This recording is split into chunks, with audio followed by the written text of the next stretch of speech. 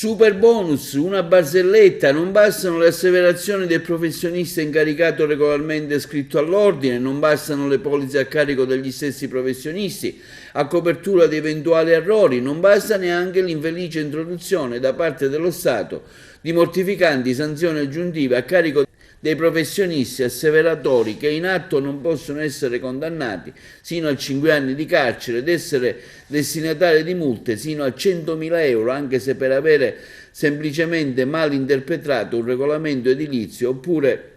omesso informazioni sui requisiti tecnici. Questo quanto dichiarato dalla Mendola,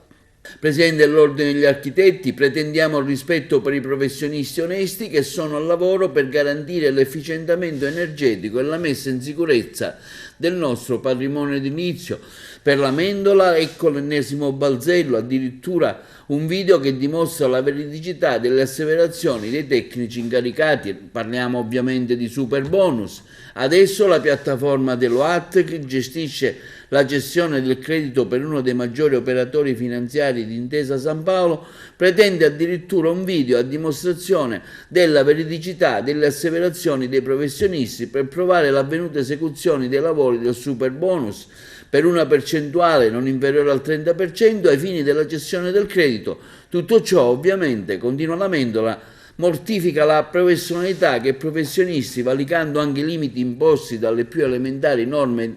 che garantisce la privacy. Riteniamo gravissime le richieste di questa piattaforma, continua il Presidente dell'Ordine degli Architetti Rino Lamendola, in quanto mortificano le professionalità dei tecnici incaricati, già abbastanza vessati dallo Stato con sanzioni pesantissime in caso di errori nelle asseverazioni.